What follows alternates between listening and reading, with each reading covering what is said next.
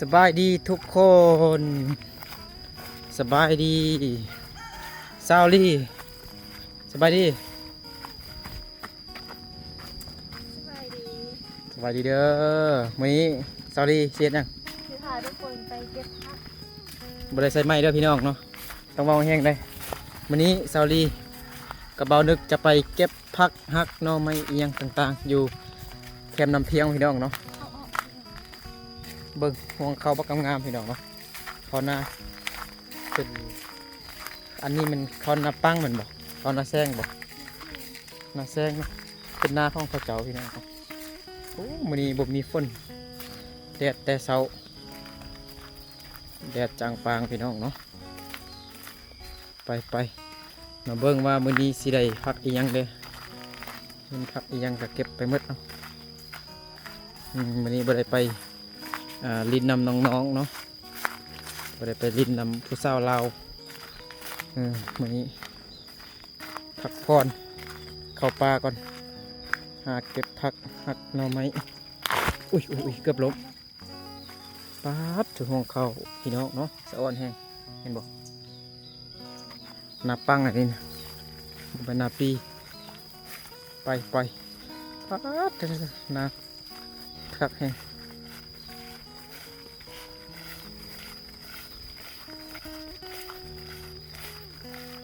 บางห่วงนี่ก็สุกแล้วเขานี่ก็ได้พี่น้องเนาะ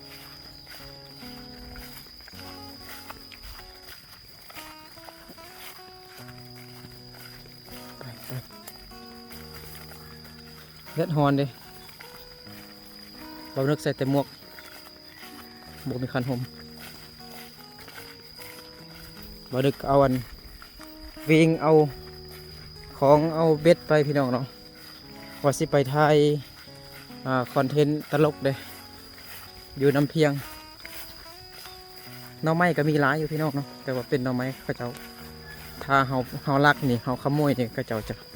ปรับไม้นอละ1,000,000 กีบประมาณ 1,500 บาทพี่น้องเนาะถ้าสมมติเฮาไปลักหน่อไม้เขาเจ้าอันนี้ไม่เข้ากรรมพี่น้องเข้ากรรมผสมกันคือได้ยินเสียงปลาลิอยู่หน้านี่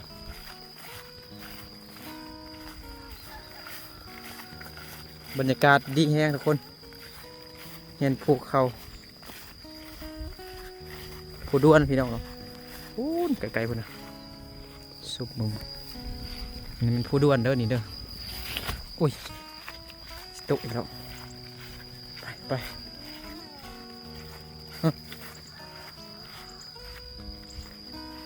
มามีแต่อีกการดูชนอยู่ข้างนอกมากินนะมานำโอ้น้ำเพียงร้ายแห้งฝนตกอยู่พุ่น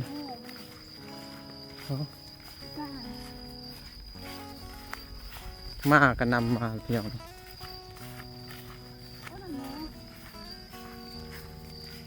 น้ำเพียงน้องพี่น้องมีพักอยู่บ่ซาลีไม่จำใหญ่ลง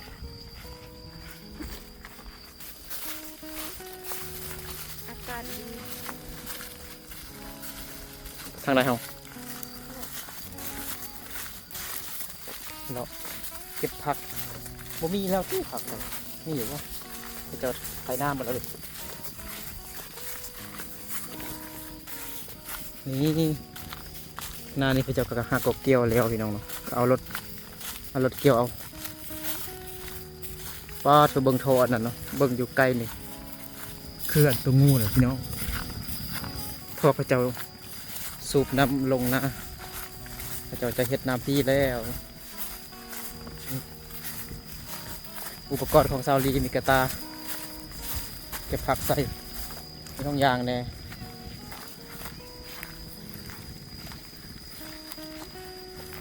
นี่บ่สิได้อยู่บ่ผักสิได้กินแรงอยู่บ่ขายยังกระทงซาวลีมานแล้วผักอะไรอย่างน่ะกาดประกาศออกธรรมศาสตร์ประกาศน้อย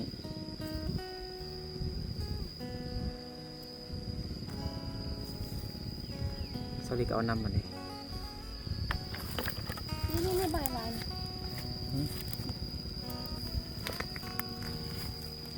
กัดน้อยพี่น้อง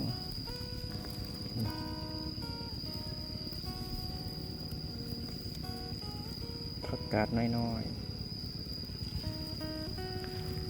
ใส่บันไดนี่นะใส่กระต่ายหรอปะพาดเด้อเด็ดอ่อนแห้งพี่น้องเอ้ยพาดกระเจ้ากำลังไถนาอยู่ได้เห็นบ่ตั้งก็ไถนาอยู่ดิ เด็ดหางเลย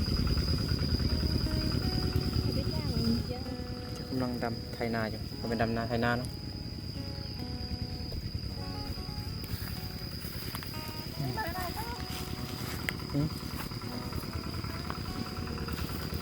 สาวดีกว่าพักอยู่นี่ทุกคน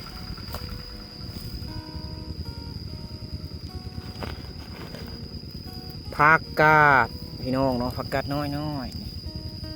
เพื่อนบอกเอาอะไรแหละเนาะก็จะเอาจักรตัดหญ้ามาตัดหญ้าในทีมหรอกเราก็จะเอาจักรมาตัดเราเบิ่งยอดผักนี่ก็จนขาดเราจะเอาจักรมาตัดหญ้าอิบได้บักลายแล้วพี่น้องเนาะ ได้บักลายมาสักเป็นน้อยเดียวนี่ทุกคนเศร้าลีกับเบานึกได้เก็บผักมาได้ระยะหนึ่งแล้วก็ได้หลายแฮงเห็นบ่มันจะเป็นเบียร์ผักกาดเขาเจ้าแบบเคยเฮ็ดส่วนอยู่นี่เรามันจะเป็นดอกเป็นมากมันก็เป็นแกนเนาะแกนมันแกนแล้วมันก็จะตกอยู่ในนี้พี่น้องเนาะมันก็เลยขึ้นบักหลายเห็นบ่แต่เบียร์ผักกาดเบิดเนาะยังบ่มีผักอย่างอื่นมาปนเถื่อพี่น้องเนาะมีแต่ผักกาดเบิดเนาะเบียร์ผักกาดน้อยๆจังซี่พี่น้องเนาะเอาไปเฮ็ดเป็นหยังกินคั่วใส่กับไข่ก็ได้พี่น้องเนาะเอาไปแกงกินก็ได้เอาคั่วใส่กับไข่แซ่บแฮงตอกมาไข่ใส่จัก 2-3 หน่วยบรรยากาศคือดีแฮงทุกคนทงนาเก่าของเจ้าเนาะอากาศก็ร้อนแฮงเลยร้อนแฮงก็สิเป็นลมตอนนี้อากาศร้อนแฮงสิไปอาบน้ำเพียงก่อนจังหน่อยร้อนเนาะ ผักลายนี่ผักมัน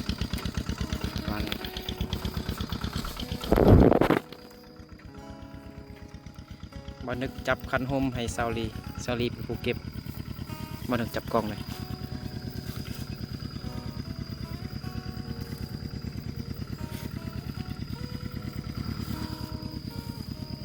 ได้เกือบเต็มกระตาแล้วเด้ โอ้ยพี่อันไหนเหรอ ใช่ไงบ่ต้นไงโอ้นี่เวลา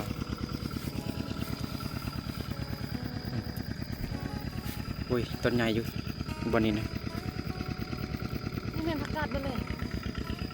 นั่นบ่มันได้หลายแฮงเด็กน้อยก็อาบน้ำเพียงพี่น้องเนาะตูมพากันฮ้อง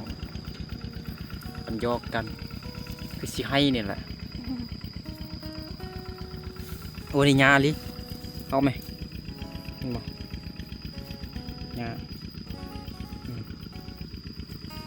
นี่เด็ดหมเหรอ ลองดูเบิดกำกระเด็ดคือเก่าเลย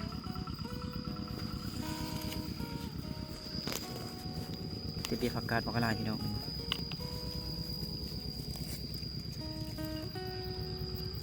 เจ้าจะเขาเจ้าจะไถนาจะนี่แหละเนาะ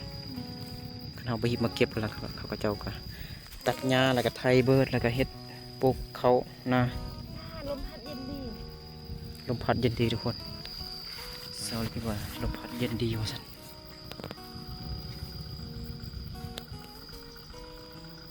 วันนี้ท้องฟ้านี่งามใสดีแจ้งดีนี่หลายแห่งมีแต่ต้นงามๆ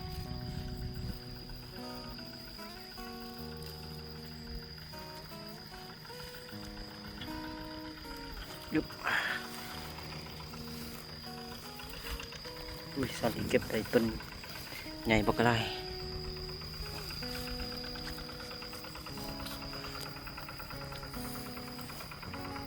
ใส่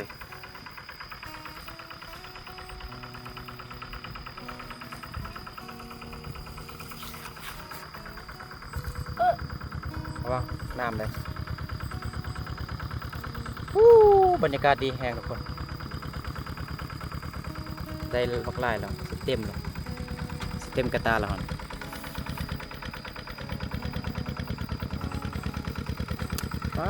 บรรยากาศตรงนาเนาะงามเหมือนกันเลยสวัสดี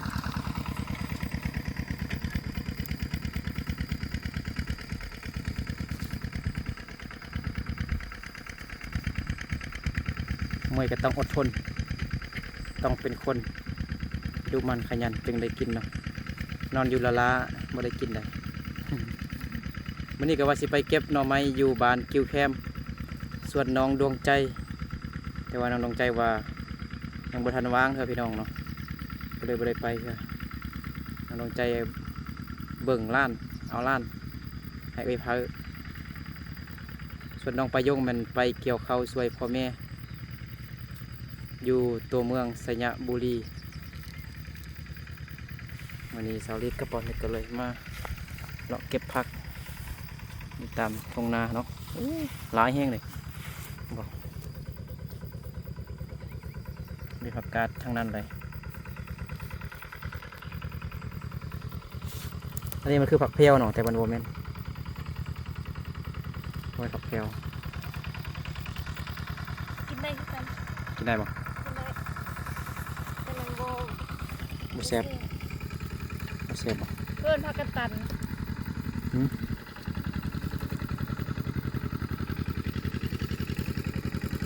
กันตันวะ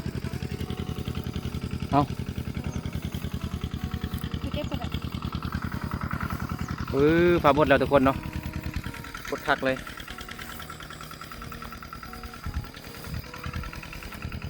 ฟ้าบดแล้วคักแห้งบรรยากาศดีครับสาวดีโคตรคักเลยสาวดี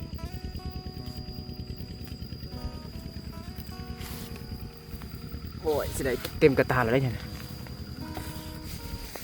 โอ้ยต้นใหญ่แห้งนี่นี่เลยนี่เลยเปิดต้นใหญ่แห้งทุกคนมาลุกเก็บได้ต้นใหญ่เอานี่ปึ๊บเนี่ยปึ๊บเนี่ยปึ๊บเนี่ยปึ๊บลงมาปึ๊บลงมา มือตะบุได้ไหม บอกค่อยใจเอา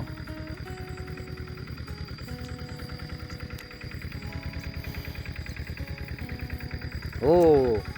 มีแนวกินแล้วแมลงเฮาคันอยู่ละลานมันไม่ได้กินเลยไม่ได้กินผักแซ่บๆอยู่นี่ต้นใหญ่แห่งนี้นี่ทุกคนต้นใหญ่ต้นใหญ่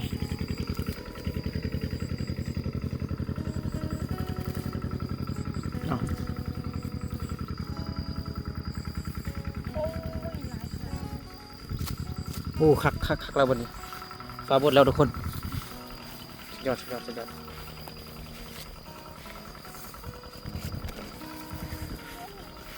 โอ้เที่ยงนาโคตรคักเลยนอนพักผ่อนโอ้ถูกนี่นี่นี่หลายแห้งทุกคนเอาอยู่นี่ก่อนบันทึกเก็บอยู่นี่ก่อนอยู่นี่บักลายบาทเท่ามีทางหญ้าทั่วไปหลายแห้งทุกคน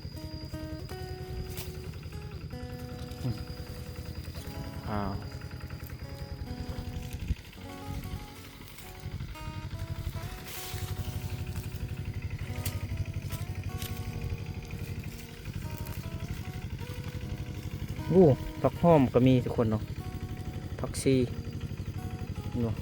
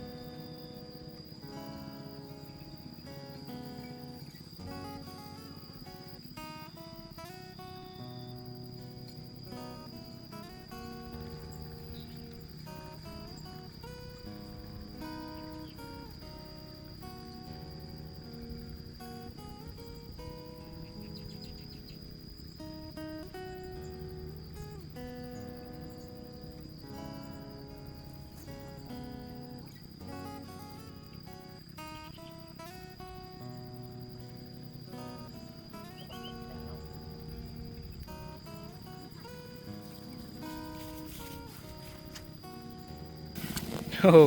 เซาลีเก็บเบียร์ผักกาดได้หลายแห้งทุกคนเกือบเต็มกระตาเลยเห็นบ่โอ้น้ำหนักนี่ประมาณจักโล3 โลหอดบ่2 โลปลายเนาะอืมตอนนี้บ่าวนึกกับเซาลีก็กำลังจะกลับเฮือนแล้วเนาะเฮือนอยู่ฟูนเนาะคนเนาะจะบ่เห็นดอกอืมโอเคทุกคนเนาะเอาขอบใจขอบคุณ FC เบิร์ดสุขุสุคนเด้อสิเขามาติดตามรับชมคลิปบ่าวนึกกับเซาลีแต่ต้นจนจบเด้อฝากเป็นกำลังใจให้เซาลีกับบ่าวนึกเด้อฝากกดไลค์กดแชร์กดติดตามเนาะบางทีก็มีคลิปบ่าวนึกกับเซาลีไปถ่ายเองบางทีก็มีคลิปอันน้องๆเพิ่นเนาะสาวลาวเด้เนาะคนเปกันไปพี่น้องเนาะถ้าน้องๆเพิ่นว่างบ่าวนึกก็ไปหาน้องๆเพิ่น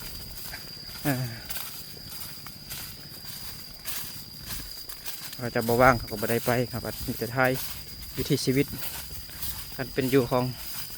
เรา2 คนเนาะกับเซาลีเนาะโอเคเอาสำหรับคลิปนี้บ่าวนึกกับเซาลีกับขอลาพ่อแม่พี่น้องเบิดสุขุสุคนไปก่อนเด้อเซาลีเนาะเอาอยู่ดีมีแห้งเบิดสุขุสุคนบ๊ายบายเซาลีบ๊ายบาย